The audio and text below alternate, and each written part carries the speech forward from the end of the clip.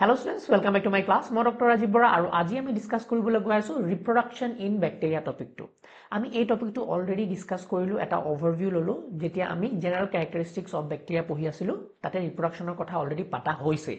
যোনে যোনে সেই ভিডিওটো ফলো কৰা নাই প্লিজ সেই ভিডিওটো ফলো কৰি লবা আৰু যোনে যোনে ফলো কৰিছা আজিৰ ভিডিওটো তোমালোকৰ কাৰণে ৰিভিজন হৈ যাব, ঠিক আছে? সো আমি কি পাইছিলো যে ব্যাকটেৰিয়া বিলাকৰ যদি কথা পাতো, আমি যদি ব্যাকটেৰিয়া বিলাকৰ কথা পাতো, বহুতো ধৰণৰ ব্যাকটেৰিয়া হ'ব পাৰে, হেহেতে বেলেগ বেলেগ টাইপছত ৰিপ্ৰডিউস কৰে, হয়নে? মেইনলি আমি যদি চাওঁ থ্ৰী মেইন টাইপস আমি দেখিবলৈ পাওঁ, থ্ৰী মেইন টাইপস কি হ'ব? ফাৰ্ষ্ট হ'ল ভেজিটেটিভ ৰিপ্ৰডাকচন। ভেজিটেটিভ ৰিপ্ৰডাকচনৰ কি হয় চোৱা, ফৰ এক্সাম্পল এইটো এটা ব্যাকটেৰিয়া নহয়, এই ব্যাকটেৰিয়াটোৱে কি কৰিব, এই ব্যাকটেৰিয়াটোৱে ভিতৰৰ যোনখিনি তোমাৰ ডিএনএ আছে, নিউক্লিয়ড হিচাপে যোনখিনি থাকিব, হয়নে? সাৰ্কুলাৰ ডিএনএ প্ৰথমতে এইখিনি ৰেপ্লিকেট কৰিব, ভিতৰতে ৰেপ্লিকেশন কৰিব, ৰেপ্লিকেশন কৰাৰ পিছত ই লাহেকে ফাটি যাব। সো ব্যাকটেৰিয়াটোৱে কি হ'ব, এটাৰ পৰা দুটা বনি যাব, মানে মাজতে এটা ধৰি লোৱা এটা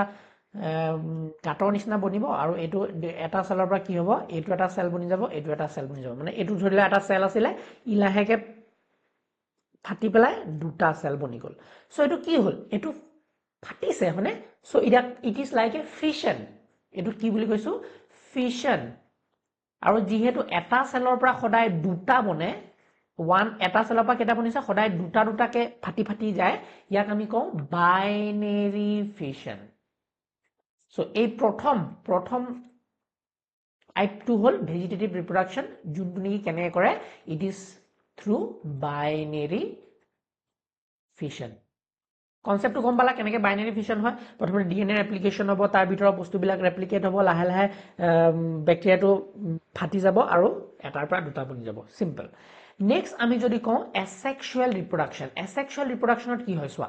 এসেক্সুৱেল মানে ইয়াত সেক্সুৱেল একো বস্তু ইনভলভ হৈ নাথাকে। ফৰ এক্সাম্পল এইটো এটা bacteria cell, yes, for example এইটো এটা ব্যাকটেৰিয়া সেল, আৰু ব্যাকটেৰিয়া সেলটোৱে দেখিছে যে তাৰ সাইডৰ যোনটো এনভাইৰনমেন্ট আছে, it is very harsh kind of environment, very harsh environment. Harsh environment মানে আমি ধৰি লোৱা আনসুইটেবল কন্ডিশন এটা কথা পাতি আছো, আনসুইটেবল কন্ডিশন এটা পাইছে ব্যাকটেৰিয়া সেলটোৱে। এতিয়া এই ব্যাকটেৰিয়া সেলটো জিয়াই থকাটোৱে মুস্কিল হৈ যাব, হয়নে? সো কি কৰে ব্যাকটেৰিয়া সেলটোৱে, লাহেকে ইয়াৰ ভিতৰত এটা স্পোৰ ফৰ্মেশন কৰে। সো ব্যাকটেৰিয়া সেলটোৰ ভিতৰত কি কৰিব, ব্যাকটেৰিয়া সেলটোৰ ভিতৰতে মাল বস্তুবিলাক এটা টান স্পোৰৰ মাজত, টান স্পোৰ হিচাপে সি বস্তুটো নিজৰ ভিতৰতে, ব্যাকটেৰিয়া সেলটোৰ ভিতৰতে কিছুমান স্পোৰ ফৰ্মেশন কৰিব, স্পোৰ। এই স্পোৰবিলাক ফৰ্মেশন কৰি পেলাই ব্যাকটেৰিয়া সেলটোৱে ডিভাইড নকৰে, এই স্পোৰ ফৰ্মেশন কৰি ব্যাকটেৰিয়া সেলটোৱে নিজকে ডৰমেন্ট ষ্টেটলৈ লৈ যায়। এই কন্ডিশনটো কিয় কৰিলে, টু সাৰ্ভাইভ দ্য হাৰ্শ এনভাইৰনমেন্ট। তো এইটো আমি ৰিপ্ৰডাকচন বুলি কৈছো যদিও একচুয়ালি ব্যাকটেৰিয়া সেলবিলাক বেছি হোৱা নাই, ব্যাকটেৰিয়া সেলটোৱে নিজকে বচাই ৰাখিছে for the future generation, for the future time, বুজি পাইছানে? সো কি হয়, এইটো এসেক্সুৱেল ৰিপ্ৰডাকচনত সদায় আমাৰ ব্যাকটেৰিয়া সেলবিলাকে স্পোৰ ফৰ্মেশন কৰে। মোস্ট ইম্পৰ্টেন্টলি স্পোৰটো কি বুলি কওঁ আমি, এন্ডোস্পোৰ। এন্ডোস্পোৰ মানে কি, ভিতৰত, সেলটোৰ ভিতৰত, এন্ডো মানে ভিতৰ। সো এন্ডোস্পোৰ ফৰ্মেশন কৰে ইন এসেক্সুৱেল ৰিপ্ৰডাকচন। সো আমি যদি এসেক্সুৱেল ৰিপ্ৰডাকচনৰ কথা পাতো, ব্যাকটেৰিয়া সেলবিলাকে নিজৰ ভিতৰতে কিছুমান স্পোৰ ফৰ্মেশন কৰে, যাতে ব্যাকটেৰিয়া সেলটোৱে সেই হাৰ্শ সিচুৱেশনটো, সেই হাৰ্শ এনভাইৰনমেন্টটো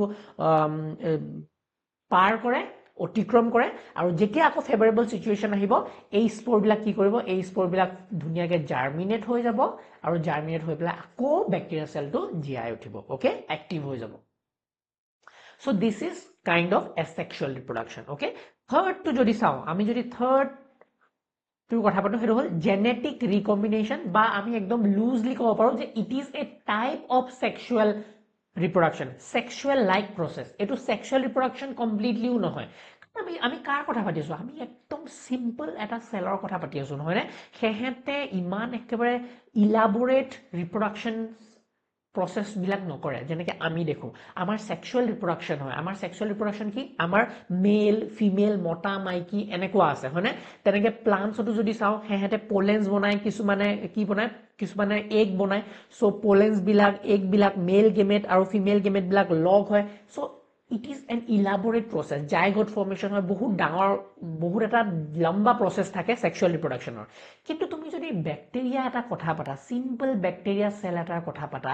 এহেতৰ মতা মাইকি বুলিবলে আছে নে নাই স্যাৰ এহেতৰ বাৰু ভিতৰত সেক্স অৰ্গানছ আছে নে নাই স্যাৰ একো বস্তুই নাথাকে এহেতৰ কিন্তু সেক্স লাইক কিছুমান বস্তু পোৱা যায় সেক্স লাইক অৰ্গানছ কিছুমান পোৱা যায় যাক আমি কি বুলি কৈছো পিল্লাই বুলি কৈছো মনত আছে তোমালোকৰ যে এহেতে ব্যাকটেৰিয়া সেল বিলাকৰ কিছুমান এনেকুৱা এপেন্ডিজেস কিছুমান থাকে যোনবিলাক প্লাজমা মেমব্ৰেনৰ পৰা ওলাই সো এই এপেন্ডিজেস বিলাকৰ থ্ৰু দি এহেতে কি কৰে কিছুমান প্লাজমিডস সিহঁতৰ ডিএনএ মানে এক্সট্ৰাসেলুলাৰ ডিএনএ বা নিজৰ ডিএনএ খিনি এটাৰ পৰা আনটোলে জাস্ট পাস হে কৰে এটো দেখিবলৈ কেনেকুৱা লাগিছে যে সেক্সুৱেল ৰিপ্ৰডাকশন হৈ আছে নেকি but actually this is not a sexual reproduction it is a type of genetic recombination হেহেনে খালি জিন্স খিনি এটাৰ পৰা আনটোলে পাস কৰি আছে আৰু যেহেতু দেখিবলৈ it is looking like a sexual process আমি ইয়াক লুজলি সেক্সুৱেল ৰিপ্ৰডাকশন বুলিও কওঁ তো সেক্সুৱেল ৰিপ্ৰডাকশনৰ আমি তিনটা মেইন বেলেগ টাইপ পাওঁ আমি জানোৱে কি পাওঁ আমি সেক্সুৱেল ৰিপ্ৰডাকশনৰ যদি কথা পাতো এটা হল কনজুগেশন Yes, আমি অলৰেডি কথা পাতিছো কনজুগেশনত কি হয় এটো এটা ব্যাকটেৰিয়াল সেল এটো এটা ব্যাকটেৰিয়াল সেল সো এহেতৰ মাজৰ যোনবিলাক প্লাজমিড আছে এহেতৰ প্লাজমিড বা ডিএনএ সিএনএ আছে এহেতে এটা সেলৰ পৰা আনটো সেললে থ্ৰু সেক্স পিলাই এটো পিলাই হয়নে সেক্স পিলাই এটা সেলৰ পৰা আনটো সেললে ট্ৰান্সফাৰ কৰি দিব পাৰে সো এটো এটা হল কনজুগেশন যত ব্যাকটেৰিয়া সেল মিলি পেলাই বস্তুবিলাক আদান প্ৰদান হৈ আছে ট্ৰান্সফাৰ হৈ আছে নেক্সট আমি যদি কথা পাতো হেতু হল ট্ৰান্সফৰমেশন ট্ৰান্সফৰমেশন তো কেনেকুৱা ট্ৰান্সফৰমেশন তো একদম সিম্পল যে ব্যাকটেৰিয়া সেল বিলাকৰ এটো ক্যাপাসিটি আছে যে বাহিৰত যদি কিবা ডিএনএ সিএনএ উপঙি আছে কি সেলটোৰ ভিতৰলে সুমুৱাই লব পাৰে ফৰ এক্সাম্পল এটো এটা ব্যাকটেৰিয়াল সেল আৰু ইয়াত ধৰি লোৱা বেলেগ ব্যাকটেৰিয়া সেলৰ ফাটি পেলাই কিছুমান ডিএনএ উপঙি আছে সো ই এই ডিএনএ খিনি ডাইৰেক্টলি নিজৰ ভিতৰত সুমুৱাই লব পাৰে আৰু নিজকে ট্ৰান্সফৰ্ম কৰি লব পাৰে কাৰ নিচিনা ট্ৰান্সফৰ্ম কৰিব এই আগৰ ব্যাকটেৰিয়া সেলটো যাৰ ডিএনএ খিনি আছিল তাৰ নিচিনা ই হৈ যাব পাৰে সো আগৰ ব্যাকটেৰিয়া সেলটোৰ যদি কিছুমান ভাল জিনস আছিল ভাল এন্টিবায়োটিক ৰেজিস্ট্যান্ট জিনস আছিল ভাল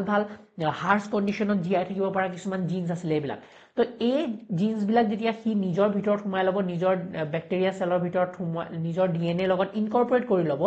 নিজৰ ডিএনএ লগত ইনকৰ্পোৰেট কৰি লব ফৰ এক্সাম্পল নিজৰ ডিএনএ খিনি আৰু নতুন ৰঙা ডিএনএ খিনি ই নিজৰ ডিএনএ লগত মিলাই ললে সো এটো কি হৈ গল এই ব্যাকটেৰিয়াটো কি হৈ গল ট্ৰান্সফৰ্ম হৈ গল বুলি কব পাৰো আমি সো ব্যাকটেৰিয়াটো ট্ৰান্সফৰ্ম হৈ যায় সো ইয়াটো কি হৈছে জেনেটিক এক্সচেঞ্জ হৈ আছে এটাৰ পৰা আনটোলে বাট এটো কমপ্লিটলি এটা নতুন প্ৰসেস প্ৰথম প্ৰসেসটো কি আছিল দুটা ব্যাকটেৰিয়াল সেল ইনভলভ হৈ আছিল থ্ৰু সেক্স পিলাই বস্তুবিলাক পাস হৈছিল ইয়াত কি হৈছে ওপেনলি ডিএনএ সাইডত আছে ডাইৰেক্টলি ব্যাকটেৰিয়া সেল বিলাকে লৈ আছে হয়নে সো এটো ট্ৰান্সফৰমেশন থাৰ্ড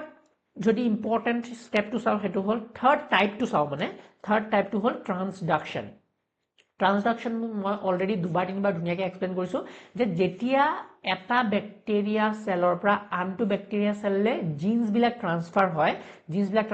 বাট ইয়াত কি ইনভলভ হৈ থাকে মাজত এটা ব্যাকটেৰিওফেজ ইনভলভ হৈ থাকে হয়নে এইবিলাক ব্যাকটেৰিওফেজ কাৰণ ব্যাকটেৰিওফেজটো আহি ইয়াক এটেক কৰিব ইয়াৰ ভিতৰত ডিএনএ খিনি লৈ লব আৰু ডিএনএ খিনি লৈ পেলাই ই এটো সেলক মাৰি পেলাই এই ব্যাকটেৰিয়া সেলটোৰ পৰা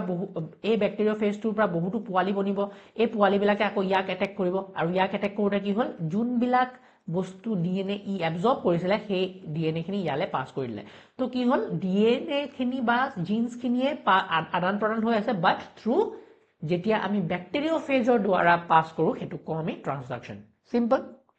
Okay, so এইখিনি বস্তুকে আমি এটা ইলাবৰেটলি অলপ ডিসকাস কৰিম যে ভেজিটেটিভ ৰিপ্ৰডাকশনত কি হয় this involves simple cell growth and division without genetic variation ইয়াত জেনেটিক ভেৰিয়েশনৰ কথা নাহে binary fission most common method a single cell divides into two genetically identical daughter cell ইয়াত কি হয় এটা সেল দুটা হয় আৰু দুইটা সেল একদম একে হয় মাদাৰ সেলটোৰ নিচিনা Steps DNA replication hobo cell elongation hobo septum formation মানে wall for example etu eta cell asile aru ei cellor majot eta wall lahe sisti ho jabo mo koju na enake wallor sisti hobo ei wall khonok ami septum buli kau to septum formation hobo aru finally cytokines hobo mane cytokines mane cell division ho jabo so first process under ideal condition E. coli enake divide kore 20 minutes ot eta hetor round ho jay So 20 minutes of mure eta cell dutale convert hobo pare duta bonibo pare yes asexual reproduction these also produce clones but with additional protective features Endosperm formation দেখিছানে seen in gram positive bacteria Bacillus clostridium triggered by unfavorable condition মই কৈছো যেতিয়া unfavorable condition আহিব যেনেকে heat বেছি radiation বেছি desiccation শুকান বেছি তেতিয়া কি হয় it forms a thick wall dormant spore inside the cell so a cell to আসলে cellৰ ভিতৰতে এটা thick wall কিছুমান স্পোৰ বনাই লব inside the cell features of endosperm metabolically inactive তো এই স্পোৰ বিলাক কি inactive হৈ থাকে বহুত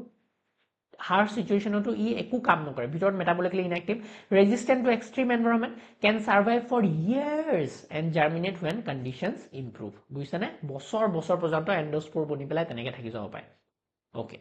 third genetic recombination in bacteria বা আমি ইয়াক sexual reproduction বুলি কওঁ loosely okay this introduces genetic variation similar to sexual reproduction but without gametes যেহেতু gametes involved হৈ থকা নাই সদায় মনত ৰাখিবা যেতিয়া sexual reproduction বুলি কম ইয়াত মানে gametes involved হৈ থাকিব লাগিব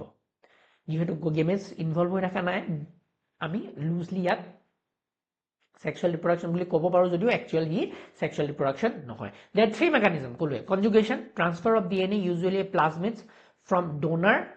F positive to recipient F negative via sex pilus দেখিছানে এই পিলাই কথা যে পাতি আছো steps donor forms a pilus attaches to recipient a copy of plasmid example F factor is transferred both cells may become F positive some plasmids carry antibiotic resistance R plus for example মই যদি কৈছো এটো এটা bacteria এতিয়া for example এটো এটা plasmid আছে আৰু জুনে এই প্লাজমিডটো আমি F প্লাজমিড বুলি কৈছো F plasmid বুলি কৈছো মানে ভাল প্লাজমিড এটোৱে ৰেপ্লিকেট কৰা ক্যাপাসিটি আছে আৰু ট্ৰান্সফাৰ কৰা ক্যাপাসিটি আছে হেতু F plus positive plus plasmid বুলি কওঁ সো এই F প্লাস থকা প্লাজমিডটোৱে কি কৰিব বেলেগ এটা ব্যাকটেৰিয়া সেললে এটা পাইলাস বনাই দিব এনেকুৱা সেক্স পাইলাস বুলিও কওঁ যাক আমি আৰু এই সেক্স পাইলাসৰ দি এই F প্লাজমিডটো এটাৰ পৰা আনটোলে ট্ৰান্সফাৰ কৰি দিব তো ইয়াত F প্লাস আসিলে এতিয়া A2 কি হৈ গল A2 F পজিটিভ প্লাজমিড থাকা ব্যাকটেৰিয়া এটা হৈ গল বুজি পালানে F পজিটিভ মানে কি কৈছে ইয়াত এন্টিবায়োটিক ৰেজিস্ট্যান্ট জিন্স থাকিব পাৰে বহুতো বেলেগ টাইপৰ ইম্পৰ্টেন্ট জিন্স থাকিব পাৰে okay next transformation uptake of free naked DNA from the environment by competent bacteria কিছুমান ব্যাকটেৰিয়া সেলৰ কথা কৈছো যোনবিলাক এনেকি ডাইৰেক্টলি DNA লব পাৰে হেবিলাক competent bacteria example streptococcus pneumoniae can take up a DNA fragment from a live bacterium and incorporate into its genome first demonstrated by Griffith experiment 1928 transforming principle আমি দেখো transforming principle আমি explain কৰিম in molecular biology তেতিয়া দেখিবা যে কেনেকে বাহিৰত freely থাকা DNA খিনি আমাৰ ব্যাকটেৰিয়া বিলাকে absorb কৰিব পাৰে ফাইনাল হল ট্ৰান্সডাকশন যত নেকি ব্যাকটেৰিওফেজেস ইনভলভ হয় ব্যাকটেৰিওফেজ বিলাক কি এনেকুৱা কিছুমান ভাইৰাছ যোনে নেকি ব্যাকটেৰিয়াক অ্যাটাক কৰে so virus transfers DNA from one bacterium to another types generalized transduction any gene is transferred